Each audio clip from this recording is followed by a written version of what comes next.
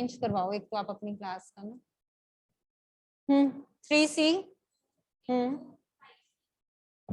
3C2 पहले हम selection कर रहे हैं। 3 में से हमने 2 वॉवल्स ले लिए, फिर 5 में से 3 कंसोनेंट्स ले लिए। अब ये 5 लेटर्स हमारे पास सिलेक्ट हो गए। Now these 5 can be arranged among us themselves in 5 factorial veg. ये 5 प्लेसेस मुझे फिल करने हैं। ये 5 लेटर्स आ गए मेरे पास। First place can be filled in 5 ways, next can be filled in 4, next 3, next 2, उससे नेक्स्ट 1।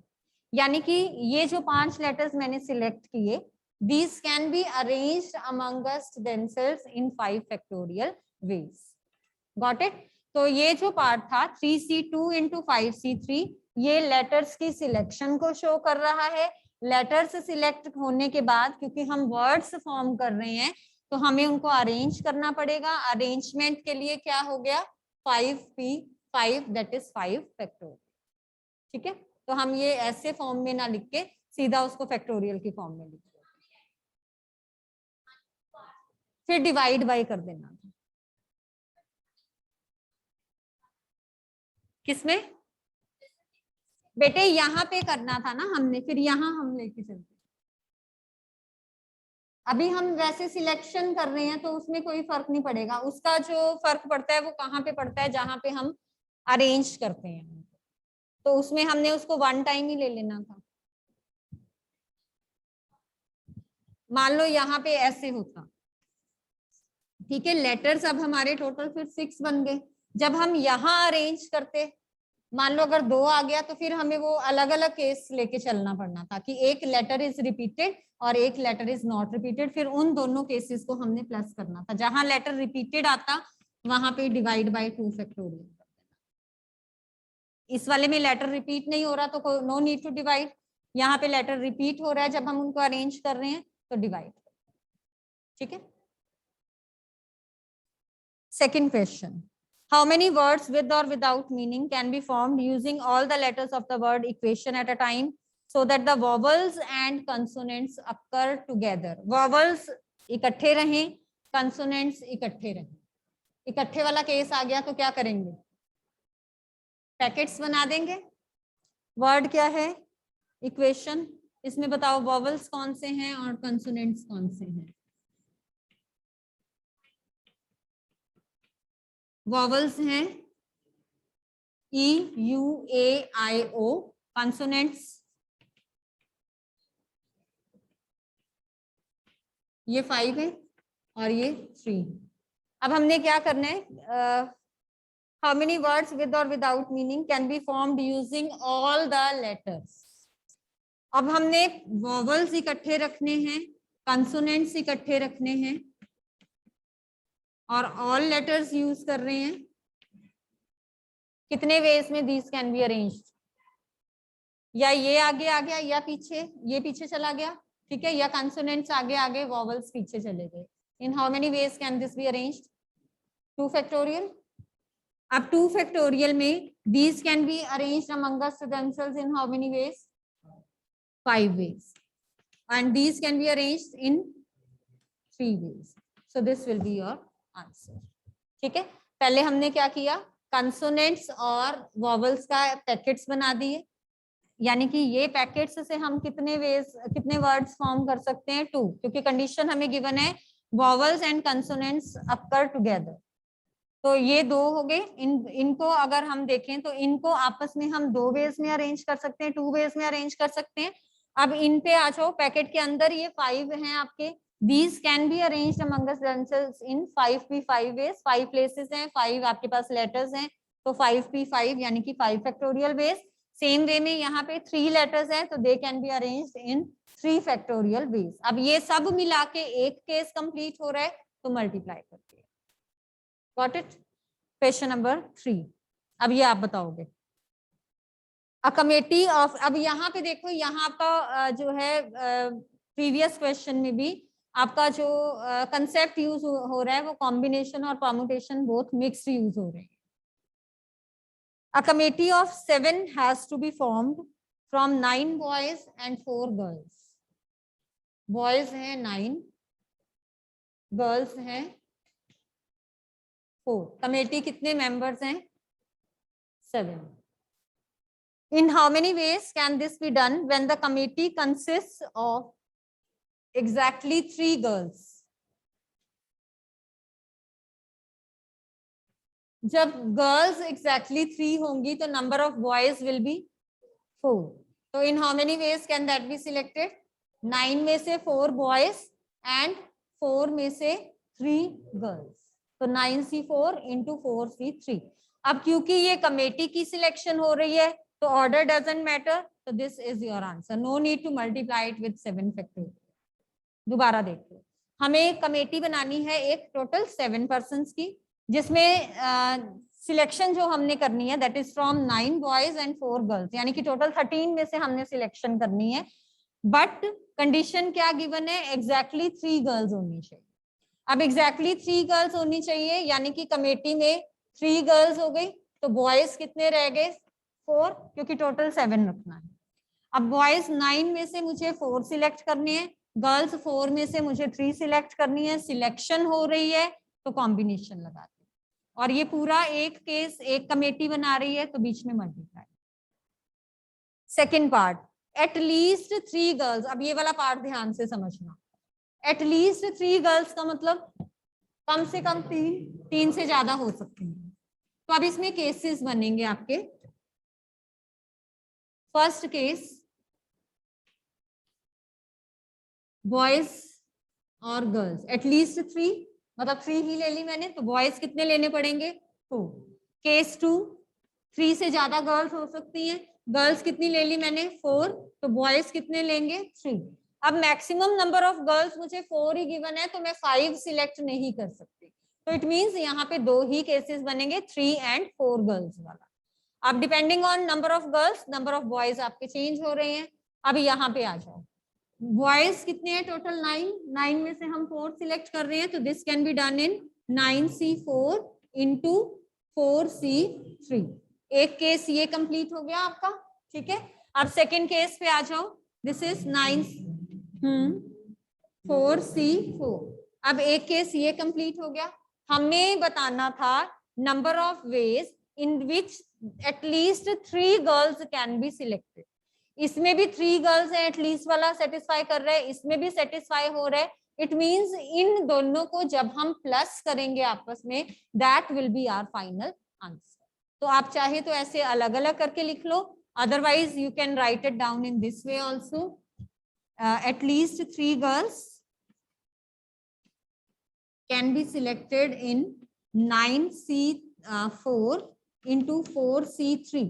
ये एक केस कंप्लीट हुआ तो बीच में मल्टीप्लाई का साइन लगा. अब केस चेंज हो रहा है तो बीच में प्लस का साइन लगेगा. ये ध्यान रखना है. जब सभी जो भी सिलेक्शंस हो रही हैं उन सिलेक्शंस से एक केस कंप्लीट हो रहा है तो बीच में साइन कौन सा लगता है? मल्टीप्लिकेशन का. ये एक केस कंप्लीट हो गया. अब हम सेकेंड केस की बात कर रहे हैं तो बीच में साइन कौन सा लगेगा? प्लस. तो यहाँ क्या आ जाएगा? 9C3 into 4C4. ये अलग केस है, ये अलग केस. मोस्टली बच्चे यही प्लस और मल्टीप्लाई में कंफ्यूज होते हैं. मल्टीप्लाई कहाँ आना है? जहां पे उनको इकट्ठा यूज करके एक केस कंप्लीट हो रहा है. जहां केसेस अलग अलग हो गए और दोनों कंडीशंस जो भी गिवन कंडीशन है दोनों केसेस उस कंडीशन को सेटिस्फाई कर रहे हैं तो उनको प्लस करके टोटल नंबर ऑफ वेज आपने निकालना. डन. अब थर्ड पार्ट पे आइए. At most 3 girls. At most 3 girls means ज्यादा से ज्यादा 3 हो सकती हैं, 3 से कम हो सकती हैं. तो कितने केसेस बनेंगे? Case 1 no girl. Case 2 1 girl. Case 3 2 girls. 4 cases बनेंगे, 3 गर्ल्स. ये समझ आ गया क्यों ऐसे किया है? At most 3 means it can be 0, 1, 2 और 3. 3 से ज्यादा नहीं हो सकते. नो गर्ल मींस 7 के 7 क्या होंगे? Boys. This case is possible क्योंकि नंबर ऑफ बॉयज हमें कितना गिवन है? 9 गिवन है. तो this can be done in 9C7 ways. Into 4C0 is 1. वो आप लिखो या ना लिखो, दैट इज योर विश. ये फर्स्ट केस कंप्लीट हो गया. अब 1 गर्ल है तो बॉयज कितने होंगे? 6. So this will be 9C6 into 4C1, ये अगला केस कंप्लीट हो गया। अगले में क्या आएगा 9C7 इंटू 4C2, ये थर्ड केस कंप्लीट हो गया। अगले वाले में 3 गर्ल्स हैं तो 6 बॉयज होंगे एंड दिस। अब क्योंकि ये सभी केसेस में से कोई भी केस पॉसिबल है तो इन सबको क्या कर दोगे प्लस कर दोगे, ठीक है। So this was your question number 3। हाँ जी, थर्ड वाले में बेटे अगर 2 गर्ल्स हैं तो बॉयज कितने होंगे 7, ये मैंने ठीक लिखा है 5 होंगे, तो यहाँ पे क्या आएगा 9C5 और यहाँ पे 4। क्लियर है? चलिए आगे क्वेश्चन नंबर 4 बताओ अब।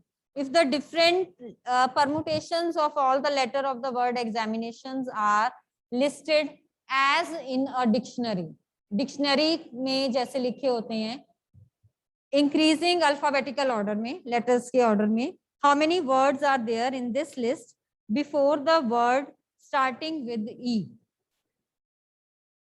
एग्जामिनेशन के लेटर्स को यूज करना है, we are to arrange them in as in dictionary. How many words are there in this list before the first word starting with E? पहले तो क्वेश्चन समझो क्या है।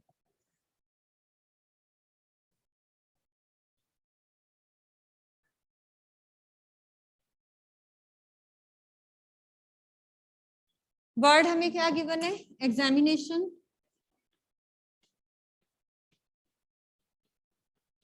इसके लेटर्स को अल्फाबेटिकल ऑर्डर में अरेंज करो। सबसे पहले क्या आएगा, कितने एज हैं 2, उसके बाद ए के बाद ई, फिर 2 आए होंगे, चलो और ई हो गया, ए हो गया, आई हो गया, अब एम आएगा, फिर एन, 2 एन हो गए, ओ के बाद हो गए सारे, काउंट करो 11 लेटर्स हो गए। अब देखो क्या कह रहे हैं, ये हमने इंक्रीजिंग ऑर्डर में सारे लेटर्स लिख लिए। अब वो कह रहे हैं कि इनको हमने अरेंज किया as they are arranged in dictionary, यानी कि ए के बाद ए, फिर ई आई वाला ये एज इट इज ऑर्डर आएगा एक तो, उसके बाद आई और ई की पोजीशंस इंटरचेंज कर दी, सारे लिख लिए हमने। फिर ए वाले जब सारे खत्म हो जाएंगे फिर हम जो शुरू करेंगे वो ई से शुरू करेंगे, ई के बाद वाले जितने हैं वो अरेंज करेंगे। तो ये फर्स्ट वाला जो भी ई का वर्ड बन रहा है उससे पहले कितने नंबर्स ऑफ वर्ड्स आपके फॉर्म हो रहे हैं, you are to find out that, कि अगर हम इन सभी लेटर्स को यूज करके जितने भी पॉसिबल नंबर ऑफ वर्ड्स हैं जैसे डिक्शनरी में होते हैं वैसे बना दें, तो how many number of words are there before the in the list before the word starting with E, E से शुरू होने वाले जितने भी आपके वर्ड्स हैं उनसे पहले कितने वर्ड्स आपने फ्रेम किए, that you are to tell. पहले तो मुझे ये बताओ कि क्वेश्चन क्लियर है, क्वेश्चन समझ आ गया। अब हमने क्या करना है, यहाँ पे जितनी भी हमारे नंबर ऑफ वर्ड्स बन रहे हैं वो हमने फॉर्म करने हैं, एग्जामिनेशन के सभी लेटर्स को यूज करने, सब लेटर्स को यूज करके जितने भी वर्ड्स आप बना सकते हो विद मीनिंग और विदाउट मीनिंग, उनको हमने अल्फाबेटिकल ऑर्डर में अरेंज करना है। जैसे फर्स्ट वर्ड आपका यही बनेगा, A E I M N N O T X, ये फर्स्ट बन गया।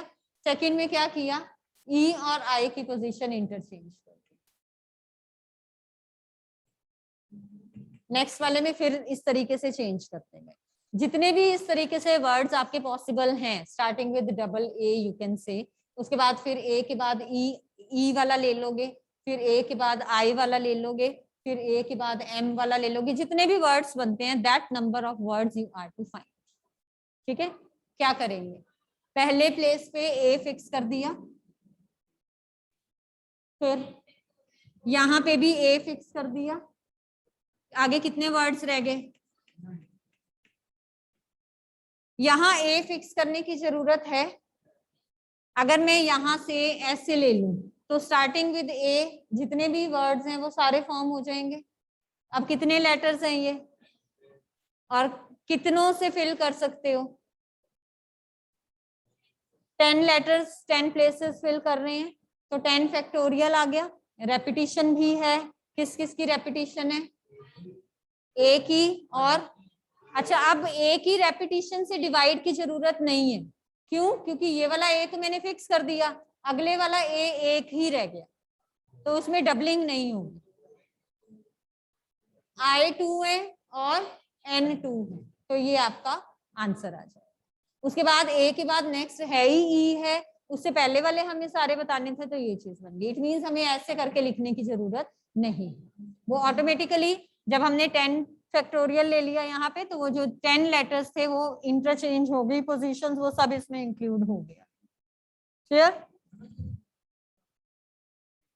हाँ बिल्कुल निकाल सकते हो इनको मल्टीप्लाई करके। ये फैक्टोरियल आपको अप टू 110 से मल्टीप्लाई करके डिवाइड बाय 4, ये वाला। तो वो कैलकुलेटिंग जो है कैलकुलेशंस टाइम ज्यादा लेती हैं, so we use to give the answer in this way. जहाँ पे फैक्टोरियल हमारा बड़ा हो जाता है उसको हम फैक्टोरियल की फॉर्म में ही छोड़ देते हैं। 10 फैक्टोरियल की जगह you can write down 10p10 also, that's one and the same thing. अब क्वेश्चन नंबर 5 पे आइए। How many 6 digit numbers can be formed from the digits 0, 1, 3, 5, 7, 9 which are divisible by 10 and no digit is repeated। 6 digit number बनाना है, digits कौन कौन से हैं? 0, 1, 3, 5, 7 and 9, और वो कंडीशन क्या दे रहा है? डिविजिबल बाय 10 है and no digit is repeated. हाँ जी, divisible by 10 means last place can be filled with 0 only, so that can be filled in one way. This is your question number 6. Digits हैं 0, 1, 3, 5, 7 and 9, ठीक है। 6 digit number form करना है and it should be divisible by 10, यानी कि last में 0 fill कर दो। अब 0 फिल हो गया, this can be filled in one way. Repetition of digits not allowed है, तो कितने प्लेसेस हैं? 5, और कितने डिजिट्स बच गए? 5, तो 5 places can be filled with 5 digits in how many ways? 5p5 ways, यानी कि 5 फैक्टोरियल वेज। ठीक है, दोबारा देखिए, ये डिजिट्स यूज करके मुझे एक 6 डिजिट नंबर फॉर्म करना है विच इज डिविजिबल बाय 10, 10 से डिविजिबल होना चाहिए एंड नो डिजिट रिपीटेड। 10 से डिविजिबल कब होगा? जब लास्ट डिजिट आपका 0 होगा, तो लास्ट प्लेस पे मैंने 0 फिल कर दिया। अब मैं आगे जो मर्जी नंबर्स लिख लूं, this will be divisible by 10। ठीक है, अब आगे कितने प्लेसेस हैं मेरे पास? 5 प्लेसेस हैं। इस 0 को मैंने फिल कर दिया, रेपिटेशन अलाउड नहीं है, तो कितने डिजिट्स रह गए मेरे पास? 5। अब 5 प्लेसेस हैं, 5 डिजिट्स हैं। First place can be filled in 5 ways, second place 4 ways, third place 3, 2 and 1, यानी कि 5 factorial. 120 ways will be your answer. Question number 6। English alphabet has 5 vowels and 21 consonants. ये ना भी दिया हो तो आपको ऐसे दिया हो सकता है, you can use the letters of English alphabet. तो आपको उसमें पता है टोटल 26 लेटर्स हैं, जिसमें से 5 आपके वॉवल्स हैं, 21 आपके कंसोनेंट्स हैं। How many words with 2 different vowels and 2 different consonants can be formed from the alphabet? 2 vowels and 2 consonants, यानी कि 4 लेटर वर्ड आप फॉर्म कर रहे हो। क्या करेंगे? with 2 different vowels and 2 different consonants. This is your question number 6. 5 vowels में से कितने सिलेक्ट करने हैं? 2, और इधर कितने लेटर्स टोटल सिलेक्ट कर लिए? 4। अब 4 letters can be arranged amongst themselves in how many ways? 4 factorial. No repetition is there, so no division.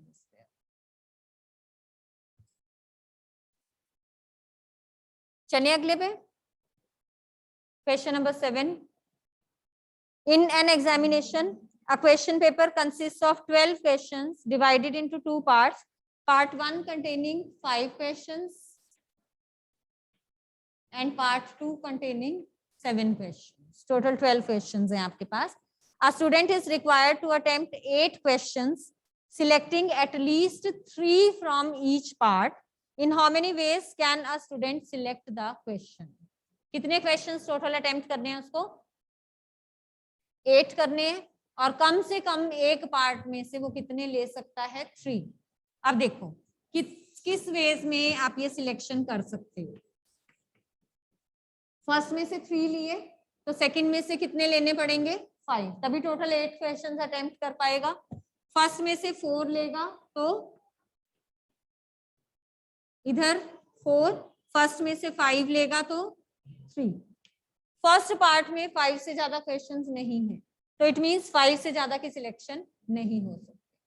अब सेकंड पार्ट में बेशक 7 है, अगर सेकंड पार्ट में मान लो वो 6 क्वेश्चंस ले लेता है तो फर्स्ट पार्ट में से 2 ले रहा है, बट मिनिमम उसको 3 क्वेश्चंस अटेम्प्ट करने ही करने.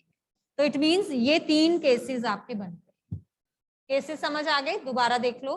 टोटल इन ऑल उसको 8 क्वेश्चंस अटेम्प्ट करने हैं. पार्ट 1 में उसको 5 क्वेश्चंस गिवन है, पार्ट 2 में 7 क्वेश्चंस गिवन है, यानी कि इन 7 में से 3, 5 में से 3 उसने लेने ही लेने हैं. ओवरऑल दोनों पार्ट्स को मिला के कितने क्वेश्चंस अटेम्प्ट करने हैं? 8 क्वेश्चन. अगर फर्स्ट पार्ट में से 3 क्वेश्चंस वो लेता है तो सेकंड पार्ट में से ओवरऑल 8 करने के लिए उसको कितने अटेम्प्ट करने पड़ेंगे? 5. दोनों का sum total should be equal to 8. इसमें से अगर 4 किए तो इसमें से भी 4 करने पड़ेंगे, तभी टोटल 8 बनेगा. इसमें से अगर 5 कर रहा है तो इसमें से कितने करने पड़ेंगे? 3, तभी 8 बनेगा. ये फर्स्ट पार्ट में से 3 से लेस अटेम्प्ट नहीं कर सकता, सेकंड पार्ट में 3 से लेस अटेम्प्ट नहीं कर सकता. तो ये 3 केसेस बन गए. अब जब आप इनको सिंप्लीफाई करके लिखोगे, टोटल नंबर ऑफ वेज आपने निकालने हैं.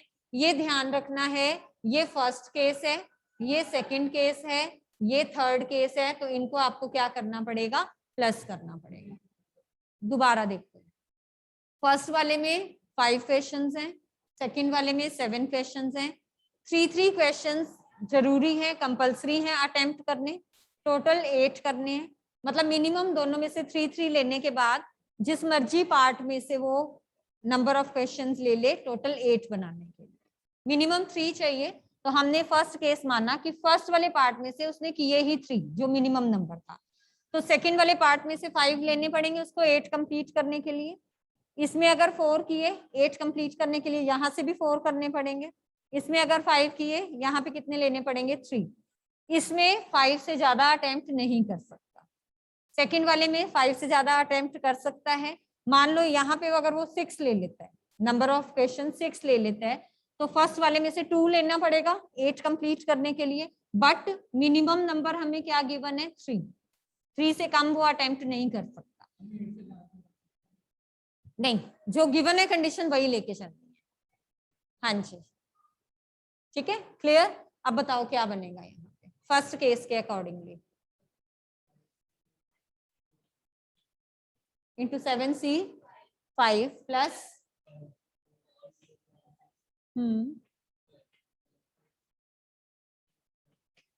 समझ आ गया. अब ये किस केसेस वाला? डिफरेंट केसेस थे तो इनको हमने प्लस कर दिया और इनको इकट्ठा लेके total number of questions 8 complete हो. Got it. चलो अब नेक्स्ट क्वेश्चन पे आओ. Determine the number of 5 card combinations out of a deck of 52 cards if each selection of 5 cards has exactly 1 king. कल किया था ऐसा क्वेश्चन. exactly कितने किंग्स लेने हैं? 1.